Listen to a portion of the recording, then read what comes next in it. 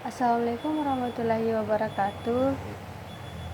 Nama saya Alda Juanda Witri dari kelas Big B semester 6. Hari ini saya akan menjelaskan tentang jenis-jenis penelitian. Yang pertama yaitu penelitian kualitatif. Metode penelitian kualitatif sering disebut metode penelitian naturalistik karena penelitiannya dilakukan pada kondisi yang alamiah. Disebut juga sebagai metode etnografi karena pada awalnya metode ini lebih banyak digunakan untuk penelitian bidang antropologi budaya. Disebut sebagai metode kualitatif karena data yang terkumpul dan analisisnya lebih bersifat kualitatif. Dalam penelitian kualitatif memiliki susunan langkah-langkah. Yang pertama memilih masalah, yang kedua studi pendahuluan, yang ketiga merumuskan masalah, yang keempat merumuskan hipotesis, yang kelima memilih pendekatan, keenam menentukan variabel dan sumber data, ketujuh menentukan dan menyusun instrumen, kedelapan mengumpulkan data, yang kesembilan analisis data, 10 menarik kesimpulan, dan yang terakhir menulis laporan. Dalam penelitian kualitatif, yang menjadi instrumen atau alat penelitian adalah peneliti itu sendiri. Oleh karena itu, peneliti sebagai instrumen juga harus divalidasi. Seberapa jauh peneliti kualitatif siap melakukan penelitian yang selanjutnya terjun ke lapangan. Sumber yang saya ambil yaitu dari Nata Valdian Blogspot, diposting pada Jumat 16 Mei 2014. Yang kedua yaitu penelitian kuantitatif. Metode penelitian yang berlandaskan pada filsafat positivisme yang digunakan untuk meneliti pada populasi atau sampel tertentu. Teknik pengambilan sampel pada umumnya dilakukan secara random. Pengumpulan data menggunakan instrumen penelitian. Analisis data bersifat kuantitatif atau statistik dengan tujuan untuk menguji hipotesis yang telah ditetapkan. Langkah-langkah atau tahapan peneliti itu dilakukan secara terencana dan sistematis sehingga jawaban terhadap masalah yang diteliti dapat diberikan secara akurat. Langkah-langkah penelitian yang pertama yaitu identifikasi, pemilihan, dan rumusan masalah. Kedua, telaah kepustakaan atau kajian teoritis. Yang ketiga, menyusun hipotesis jika ada. Yang keempat, identifikasi, klasifikasi, definisi operasional dari umbahan atau variabel. Yang kelima, menentukan dan mengembangkan alat pengambil data atau instrumen penelitian. Yang keenam, menyusun rancangan penelitian atau desain penelitian. Yang ketujuh, menentukan sampel. Kedelapan, mengumpulkan data. Kesembilan, mengolah atom atau menganalisis data. Kesembilan, menafsirkan hasil analitis data atau menginterpretasikan data. Yang terakhir, menyusun laporan penelitian. Selanjutnya itu dalam penelitian kuantitatif, variabel mempunyai 3 ciri, yaitu dapat diukur, membedakan satu objek dari objek yang lainnya dalam satu populasi, dan yang terakhir nilainya bervariasi. Sumber makalah metodologi penelitian kuantitatif diposting pada 11 Januari 2012. Yang ketiga itu action research. Penelitian tindakan ada penelitian yang berorientasi pada penerapan tindakan dengan tujuan meningkatkan mutu atau pemecahan masalah pada suatu kelompok subjek yang diteliti dan mengamati tingkat keberhasilan atau akibat tindakannya untuk kemudian diberikan tindakan lanjutan yang bersifat penyempurnaan tindakan atau penyesuaian dengan kondisi dan situasi sehingga diperoleh hasil yang lebih baik. Tindakan ini di kalangan pendidikan dapat diterapkan pada sebuah kelas sehingga sering disebut penelitian tindakan kelas, classroom action research, atau bila yang melakukan tindakan adalah kepala sekolah atau pimpinan lain, maka tetap saja disebut penelitian tindakan. Selanjutnya, penelitian tindakan mengadakan rangka kerja penelitian empiris yang didasarkan pada observasi objektif pada masa sekarang untuk memecahkan masalah-masalah baru serta praktis dan aktual dalam kegiatan-kegiatan kerja.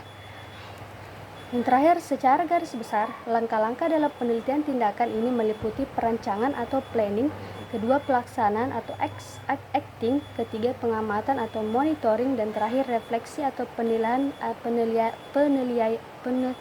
penilaian. Sumber makalah penelitian tindakan oleh Syamsul Bahri diposting pada 25 Juni 2014. Yang keempat, eksperimen research.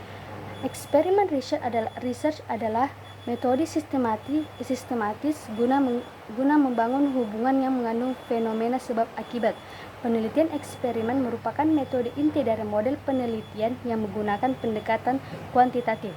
Dalam metode eksperimen, peneliti harus melakukan 3 persyaratan, yaitu kegiatan mengontrol, kegiatan memanipulasi, dan observasi. Dalam penelitian eksperimen, peneliti membagi objek atau subjek yang diteliti menjadi 2 kelompok, yaitu kelompok treatment yang mendapat perlakuan dan kelompok kontrol yang tidak mendapat perlakuan. Selanjutnya, dalam eksperimen research, peneliti harus menyusun variabel minimal 1 hipotesis yang menyatakan hubungan sebab akibat di antara variabel-variabel yang terjadi. Variabel-variabel yang diteliti termasuk variabel bebas dan variabel terikat yang telah ditentukan secara tegas oleh peneliti sejak awal penelitian. Yang terakhir, proses penyusunan eksperimen research. Yang pertama, melakukan kajian secara induktif.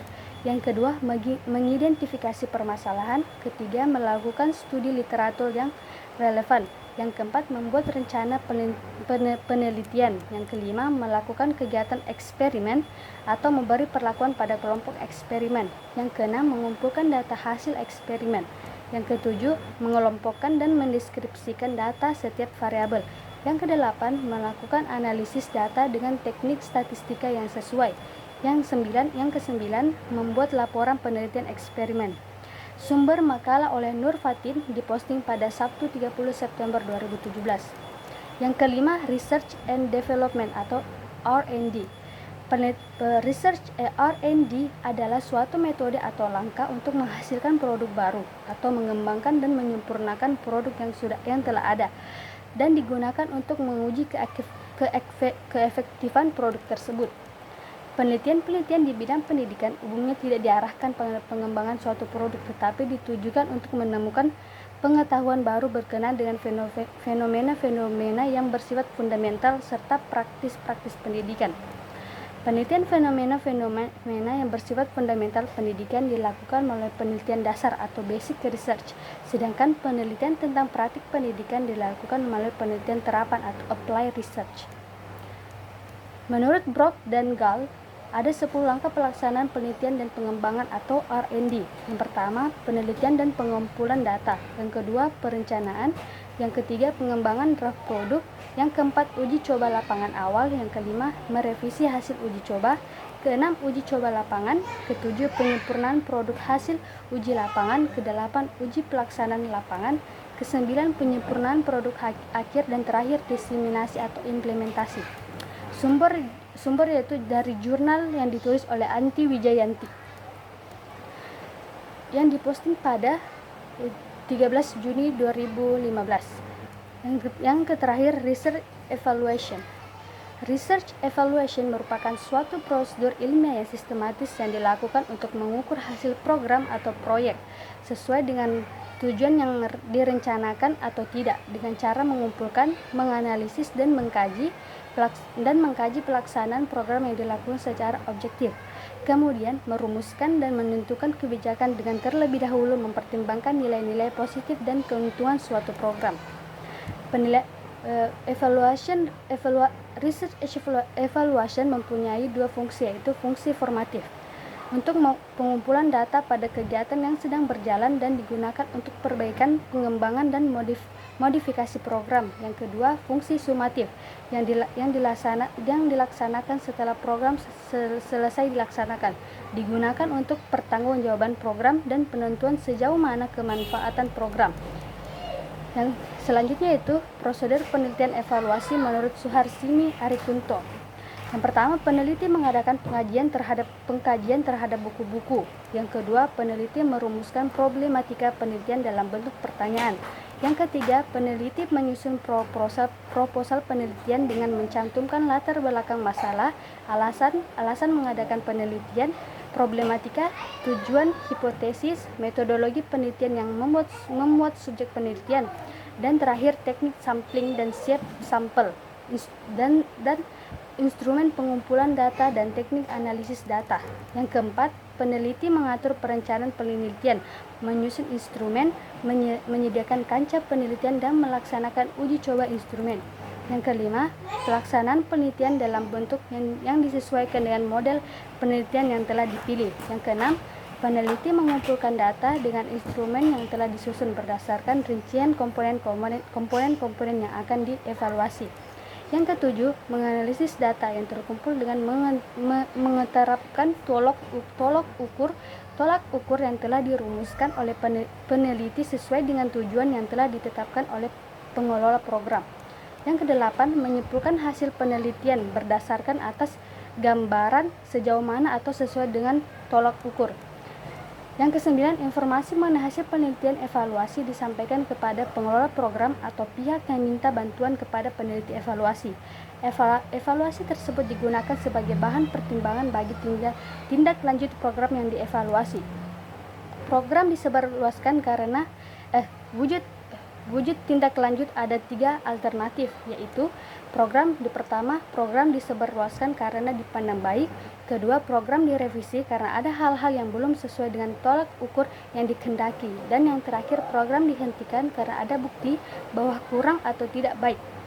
Sumber dari makalah Yarizamroni diposting pada 13 September 2011. Saya kira kurang dan lebihnya mohon dimaafkan. Terakhir saya ucapkan wabillahi taufiq walhidayah. Wassalamualaikum warahmatullahi wabarakatuh.